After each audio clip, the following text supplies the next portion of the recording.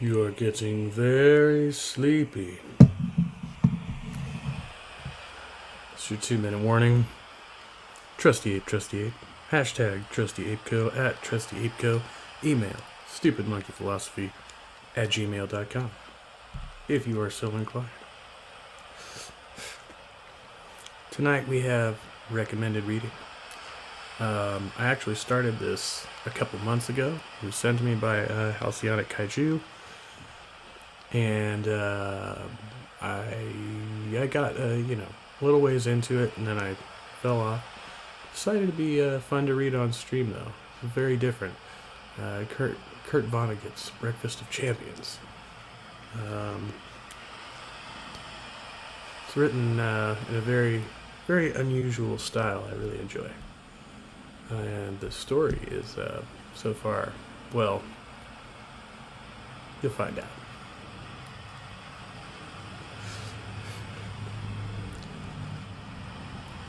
Unfortunately, so I don't know. I didn't want to mess with it too much, so I included my link to my docs file down below because it was just easier to work with on the fly. It does not include these illustrations, unfortunately, because there are some really interesting illustrations that accompany it, but this is just easier for me to read on stream and get the text blown up so you can read along as well. So that's what I do. I do a little reading and relaxing before bedtime.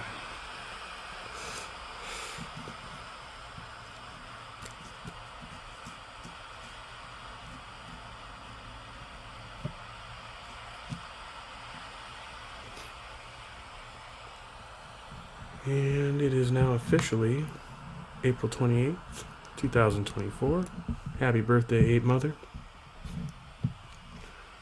Can I say that? Ape Mother?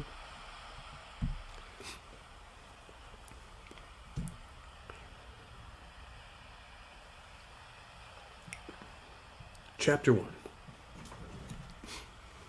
This is a tale of a meeting of two lonesome, skinny, fairly old white men on a planet which was dying fast. One of them was a science fiction writer named Kilgore Trout. He was a nobody at the time, and he supposed his life was over. He was mistaken. As a consequence of the meeting, he became one of the most beloved and respected human beings in history. The man he met was an automobile dealer, a Pontiac dealer named Dwayne Hoover. Dwayne Hoover was on the brink of going insane.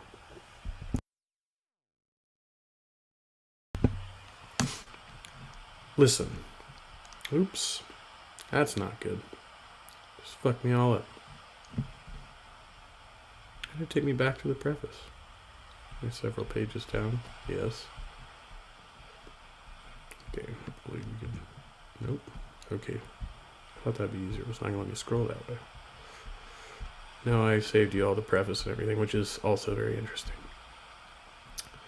Listen. Trout and Hoover were citizens of the United States of America, a country which was called America for short. This was their national anthem, which was pure balderdash, like so much they were expected to take seriously. Oh, say, can you see, by the dawn's early light, what so proudly we hailed at the twilight's last gleaming, whose broad stripes and bright stars through the perilous fight, o'er the ramparts we watched were so gallantly streaming, and the rocket's red glare, the bombs bursting in air, gave proof through the night that our flag was still there. Oh, say, does that star-spangled banner yet wave, o'er the land of the free and the home of the brave? There were 1,000,000,000,000 nations in the universe, but the nation Dwayne Hoover and Kilgore Trout belonged to was the only one with a national anthem which was gibberish, sprinkled with question marks. Here's what their flag looked like. It was the law of their nation, a law no other nation on the planet had about its flag, which said this: "The flag shall not be dipped to any person or thing." Flag dipping was a form of friendly and respectful salute, which consisted of bringing the flag on a stick closer to the ground, then raising it up again. The motto of Dwayne Hoover's and Kilgore Trout's nation was this, which meant, in a language nobody spoke anymore, out of many, one. E pluribus unum. The undippable flag was a beauty, and the anthem and the vacant motto might not have mattered much if it weren't for this. A lot of citizens were so ignored and cheated and insulted that they thought they might be in the wrong country, or even on the wrong planet, that some terrible mistake had been made. It might have comforted them some if their anthem and their motto had mentioned fairness or brotherhood or hope or happiness, had somehow welcomed them to the society and its real estate. If they studied their paper money for clues as to what their country was all about, they found, among a lot of other Baroque trash, a picture of a truncated pyramid with a radiant eye on top of it.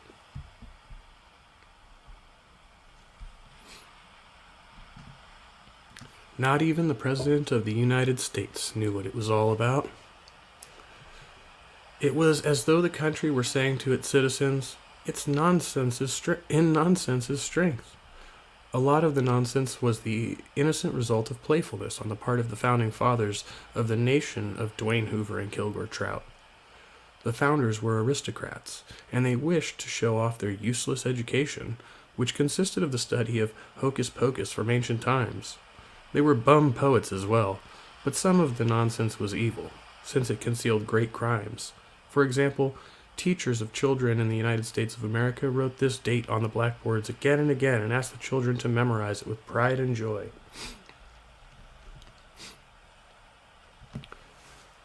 The teachers told the children that this was when their continent was discovered by human beings. Actually, millions of human beings were already living full and imaginative lives on the continent in 1492. That was simply the year in which sea pirates began to cheat and rob and kill them. Here was another piece of evil nonsense, which children were taught, that the sea pirates eventually created a government, which became a beacon of freedom to human beings everywhere else. There were pictures and statues of this supposed imaginary beacon for children to see. It was sort of an ice cream cone on fire.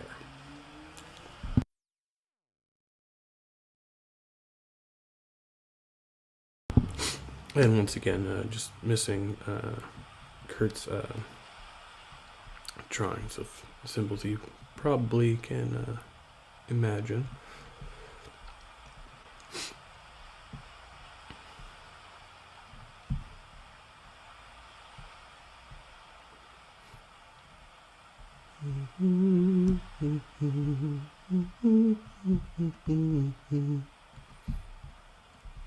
Just had to do something here real quick.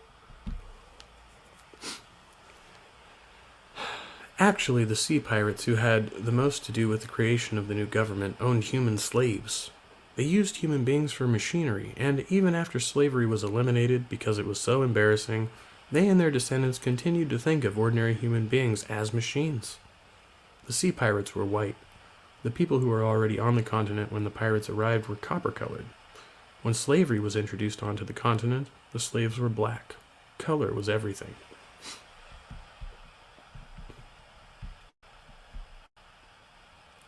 Here is how the pirates were able to take whatever they wanted from anybody else. They had the best boats in the world, and they were meaner than anybody else, and they had gunpowder, which was a mixture of potassium nitrate, charcoal, and sulfur.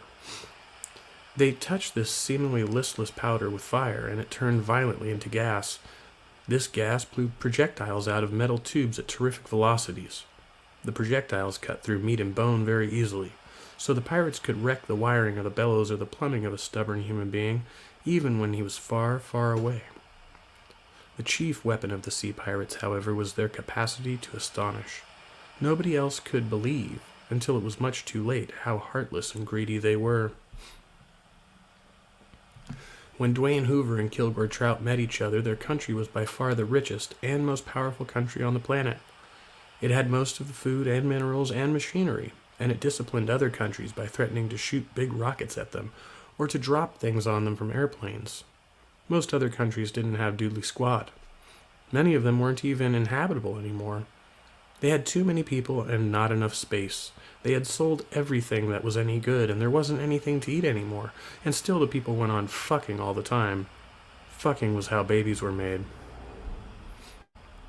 A lot of the people on the wrecked planet were communists. They had a theory that what was left of the planet should be shared more or less equally among all the people who hadn't asked to come to a wrecked planet in the first place. Meanwhile, more babies were arriving all the time, kicking and screaming, yelling for milk. In some places, people would actually try to eat mud or suck on gravel while babies were being born just a few feet away, and so on.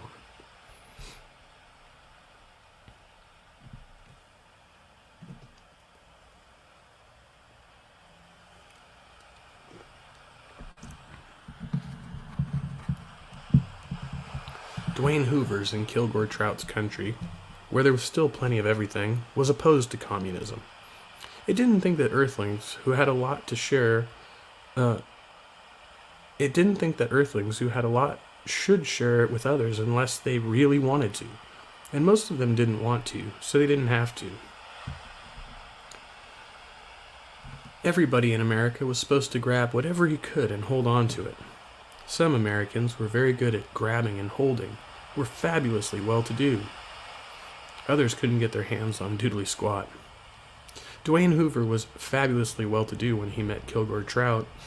A man whispered those exact words to a friend one morning as Dwayne walked by. Fabulously well-to-do. And here's how much of the planet Kilgore Trout owned in those days. Doodly squat. And Kilgore Trout and Dwayne Hoover met in Midland City, which was Dwayne's hometown, during an arts festival there in autumn of 1972. As has already been said, Dwayne was a Pontiac dealer who was going insane. Dwayne's incipient insanity was mainly a matter of chemicals, of course. Dwayne Hoover's body was manufacturing certain chemicals, which unbalanced his mind. But Dwayne, like all novice lunatics, needed some bad ideas too, so that his craziness could have shape and direction. Bad chemicals and bad ideas were the yin and yang of madness. Yin and yang were Chinese symbols of harmony. The bad ideas were delivered to Dwayne by Kilgore Trout. Trout considered himself not only harmless, but invisible. The world had paid so little attention to him that he supposed he was dead. He hoped he was dead. But he learned from his encounter with Dwayne that he was alive enough to give a fellow human being ideas which could turn him into a monster. Which would turn him into a monster. Here was the core of the bad ideas which Trout gave to Dwayne. Everybody on Earth was a robot, with one exception. Dwayne Hoover. Of all the creatures in the universe, only Dwayne was thinking and feeling and worrying and planning and so on. Nobody else knew what pain was. Nobody else had any choices to make. Everybody else was a fully automatic machine, whose purpose was to stimulate Dwayne. Dwayne was a new type of creature being tested by the only...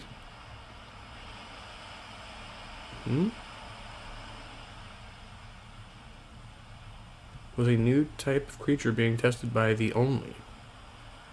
Dwayne Hoover had free will.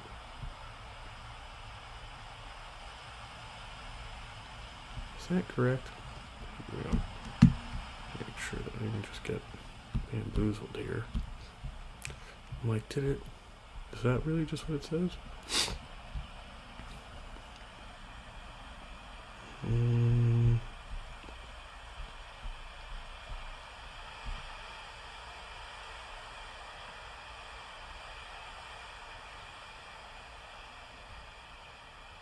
Yeah, that's what it says. Dwayne was a new type of creature being tested by the blank. Only Dwayne Hoover had free will. That's the way it's written. Some weird shit in the editing.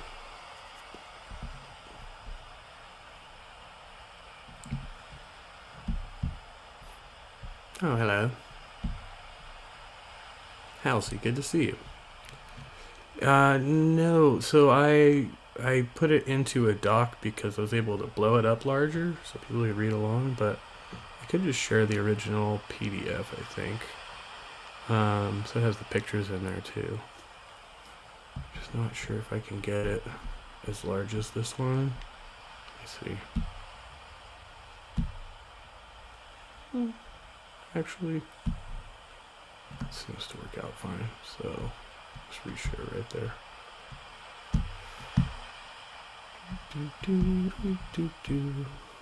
One moment, I've got it ready.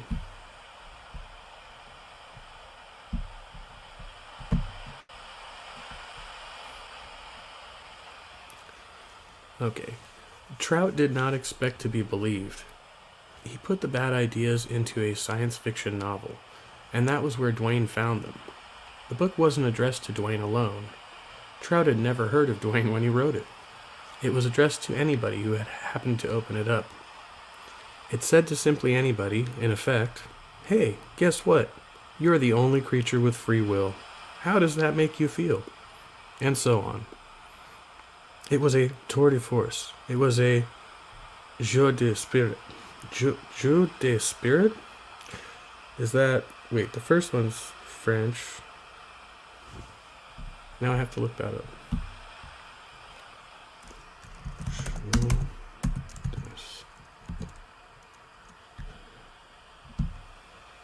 That sounds French too.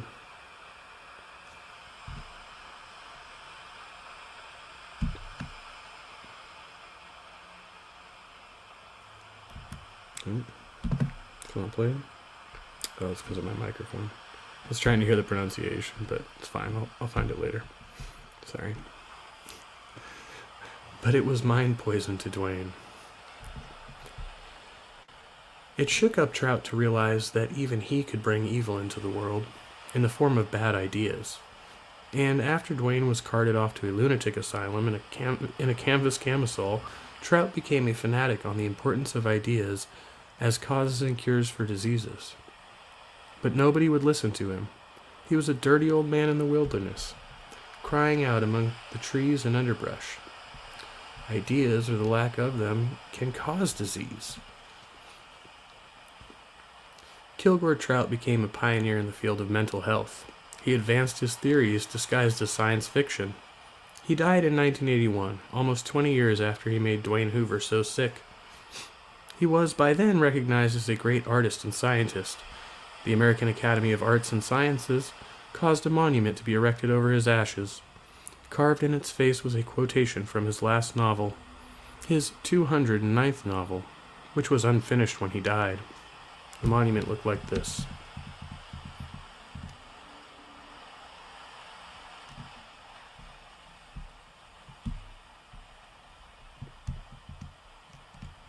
We are healthy only to the extent that our ideas are humane.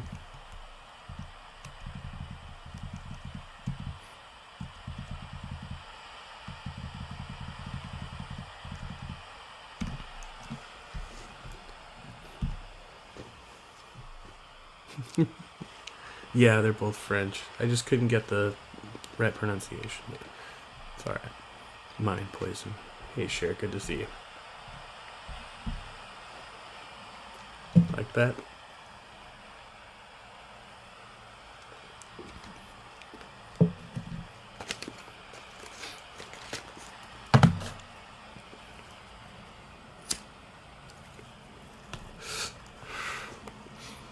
Chapter 2.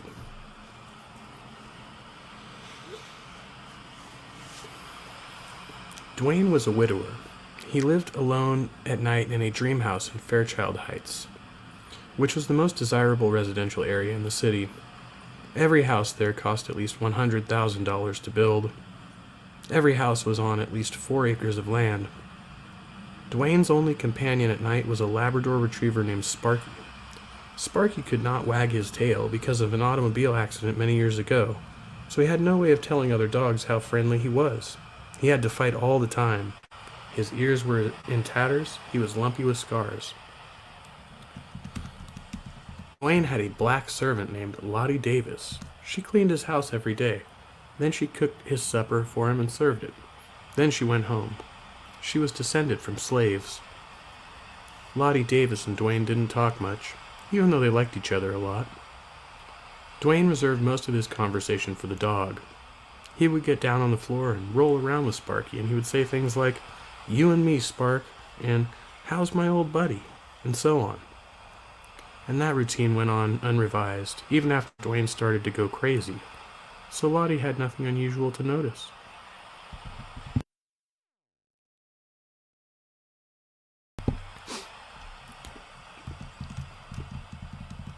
Kilgore Trout owned a parakeet named Bill. Like Dwayne Hoover, Trout was all alone at night except for his pet. Trout, too, talked to his pet, but while Dwayne babbled to his Labrador retriever about love, Trout sneered and muttered to his parakeet about the end of the world. "Any time now," he would say, "and high time, too." It was Trout's theory that the atmosphere would become unbreathable soon. Trout supposed that when the atmosphere became poisonous, Bill would keel over a few minutes before Trout did. He would kid Bill about that.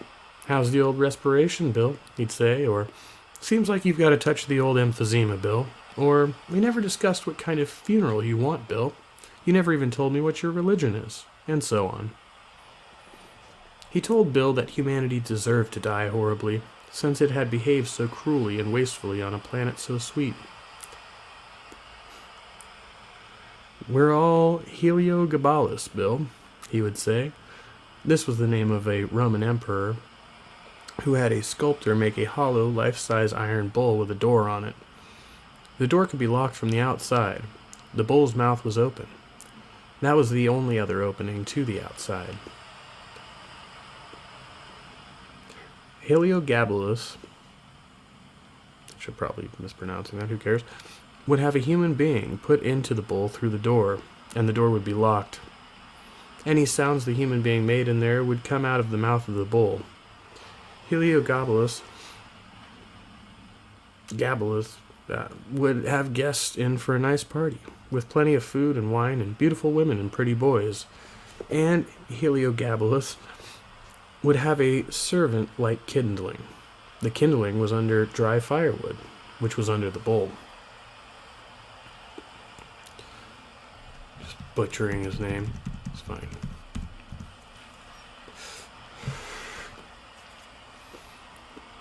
Trout did another thing which some people might have considered eccentric. He called mirrors leaks. It amused him to pretend that mirrors were holes between two universes. If he saw a child near a mirror, he might wag his finger at a child warningly and say with great solemnity, "Don't get too near that leak. You wouldn't want to wind up in the other universe, would you?" Sometimes somebody would say in his presence, "Excuse me, I have to take a leak." This was a way of saying that the speaker intended to drain liquid waste from his body through a valve in his lower abdomen. And Trout would reply waggishly, "Where I come from, that means you're about to steal a mirror." And so on. By the time of Trout's death, of course, everybody called mirrors leaks. That was how respectable even his jokes had become. In 1972, Trout lived in a basement apartment in Cohoes, New York. He made his living as an installer of aluminum combination storm windows and screens. He had nothing to do with the sales end of the business, because he had no charm. Charm was a scheme for making strangers like and trust a person immediately, no matter what the charmer had in mind. Dwayne Hoover had oodles of charm. I can have oodles of charm when I want to. A lot of people have oodles of charm. Trout's employer and co-workers had no idea that he was a writer. No reputable publisher had ever heard of him. For that matter, even though he had written 117 novels and 2,000 short stories by the time he met Dwayne. He made carbon copies of nothing he wrote. He mailed off manuscripts without enclosing stamped, self-addressed envelopes for their safe return.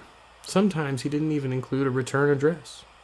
He got names and addresses of publishers from magazines devoted to the writing business, which he read avidly in the periodical rooms of public libraries. He thus got in touch with a firm called World Classics Library, which published hardcore pornography in Los Angeles, California. They used his stories, which usually didn't even have women in them, to give bulk to books and magazines of salacious pictures. They never told him where or when he might expect to find himself in print. Here's what they paid him. Doodly squat. They didn't even send him complimentary copies of the books and magazines in which he appeared, so he had to search them out in pornography stores. The titles he gave to his stories were often changed. Pan-Galactic Straw Boss, for instance, became Mouth Crazy. Most distracting to Trout, however, were the illustrations his publishers selected, which had nothing to do with his tales. He wrote a novel, for instance, about an earthling named Delmore Skagg, a bachelor in a neighborhood where everybody else had enormous families. And Skagg was a scientist, and he found a way to reproduce himself in chicken soup. He would shave living cells from the palm of his right hand, mix them with the soup, and expose the soup to cosmic rays. The cells turned into babies, which looked exactly like Delmore Skagg. Pretty soon, Delmore was having several babies a day and inviting his neighbors to share his pride and happiness. He had a mass baptisms, as many as 100 babies at a time. He became famous as a family man, and so on. Skagg hoped to force his country into making laws against excessively large families, but the legislators and courts declined to meet the problem head on. They passed stern laws instead against the possession by unmarried persons of chicken soup, and so on. The illustrations for this book were murky photographs of several white women giving blowjobs to the same black man, who, for some reason, wore a Mexican sombrero. At the time he met Dwayne Hoover, Trout's most widely distributed book was Plague on Wheels. The publisher didn't change the title, but he obliterated most of it and all of Trout's name with a lurid banner which made this promise. Wide open beavers inside.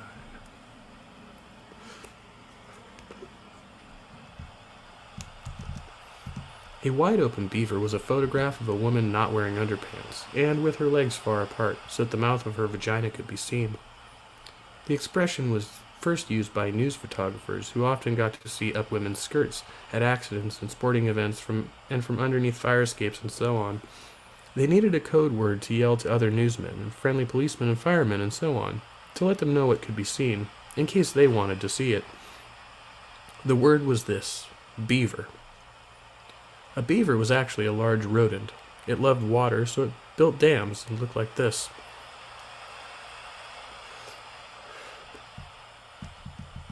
The sort of beaver which excited news photographers so much looked like this. This was where babies came from.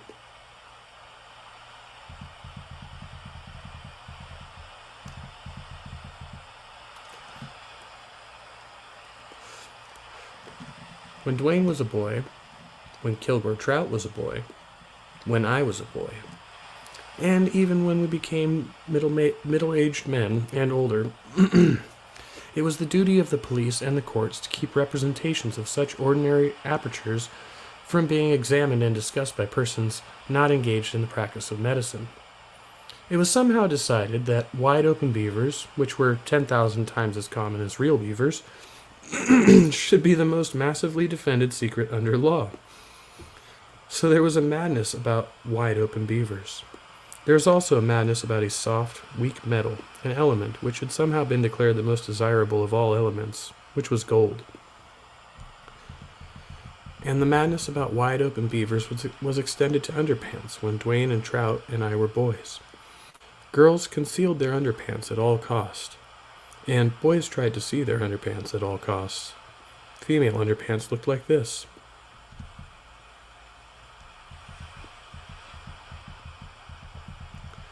One of the first things Dwayne learned in school as a little boy, in fact, was a poem he was supposed to scream in case he saw a girl's underpants by accident in the playground. Other students taught it to him. This was it.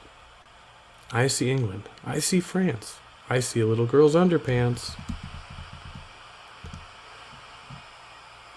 When Kilgore Trout accepted the Nobel Prize for Medicine in 1979, he declared, "Some people say there is no such thing as progress. The fact that human beings are now the only animals left on Earth, I confess, seems a confusing sort of victory.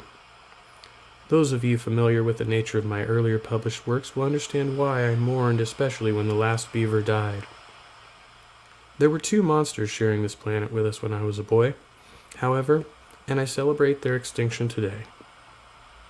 They were determined to kill us, or at least to make our lives meaningless. They came close to success. They were cruel adversaries, which my little friends, the beavers, were not. Lions? No. Tigers? No. Lions and tigers snoozed most of the time. The monsters I will name never snoozed. They inhabited our heads. They were arbitrary lusts for gold, and, God help us, for a glimpse of a little girl's underpants. I thank those lusts for being so ridiculous, for they taught us that it was possible for a human being to believe anything, and to behave passionately in keeping with that belief. Any belief. So now we can build an unselfish society by devoting to unselfishness the frenzy we once devoted to gold and to underpants.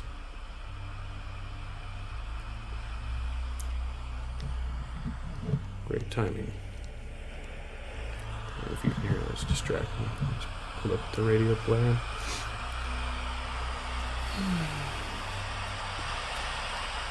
He paused, and then he recited with wry mournfulness the beginning of a poem he had learned to scream in Bermuda when he was a little boy.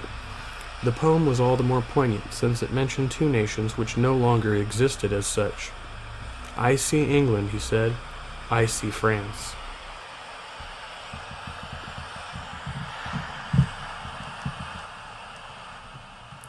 Actually, women's underpants had been drastically devalued by the time of the historic meeting between Dwayne Hoover and Trout. The price of gold was still on the rise.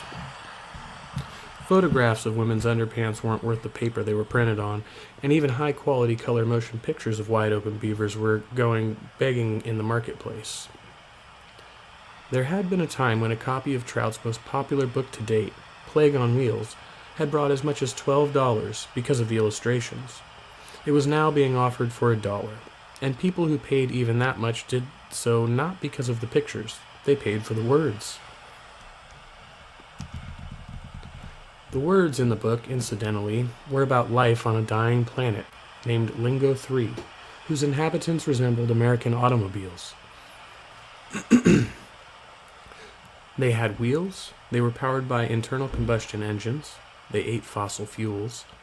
They weren't manufactured, though. They reproduced. They laid eggs containing baby automobiles, and the babies matured in pools of oil drained from adult crankcases. Lingo 3 was visited by space travelers who learned that the creatures were becoming extinct for this reason. They had destroyed their planet's resources, including its atmosphere. The space travelers weren't able to offer much in the way of material assistance. The automobile creatures hoped to borrow some oxygen, and to have the visitors carry at least one of their eggs to another planet, where it might hatch, where an automobile civilization could begin again. But the smallest egg they had was a 48-pounder, and since the space travelers themselves were only an inch high, and their spaceship wasn't even as big as an Earthling shoebox, they were from Zelto Dimar. The spokesman for the Zelto Dimarians was Kago. Kago said that all he could do was to tell others in the universe about how wonderful the automobile creatures had been. Here is what he said to all those rusting junkers who were out of gas. "You will be gone, but not forgotten." The illustration for the story at this point showed two Chinese girls, seemingly identical twins, seated on a couch with their legs wide open. So Kago and his brave little Zelto Dimarian crew, which was all homosexual, roamed the universe, keeping the memory of the automobile creatures alive. They came at last to the planet Earth. In all innocence, Kago told the Earthlings about the automobiles. Kago didn't know that the human beings could be as easily felled by a single idea as by cholera or the bubonic plague. There was no immunity to cuckoo ideas on Earth. And here, according to Trout, was the reason human beings could not reject ideas because they were bad. Ideas on Earth were badges of friendship or enmity. Their content did not matter. Friends agreed with friends in order to express friendliness. Enemies disagreed with enemies in order to express enmity. The ideas Earthlings held didn't matter for hundreds of thousands of years, since they couldn't do much about them anyway. Ideas might as well be badges as anything. They even had a saying about the futility of ideas. If wishes were horses, beggars would ride. And then Earthlings discovered tools. Suddenly agreeing with friends could be a form of suicide or worse. But agreements went on, not for the sake of common sense or decency or self-preservation, but for friendliness. Earthlings went on being friendly, when they should have been thinking instead. And even when they built computers to do some thinking for them, they designed them not so much for wisdom as for friendliness. So they were doomed. Homicidal beggars could ride.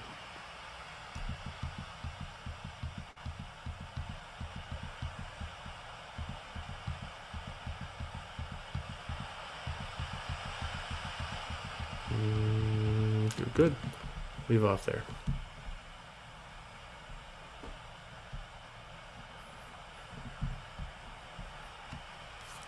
Good morning, Daniel Berry Sports Highlights. Good to see you. Yeah, it's a fun story. It's Breakfast of Champions. Thanks again, Halsey, for sending me that. Definitely be reading that some more on here.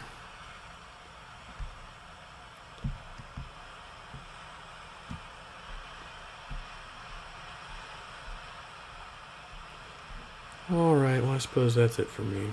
I should probably get to bed at a reasonable hour and have a meditation group in the morning. I hope this has relaxed you as much as it has me.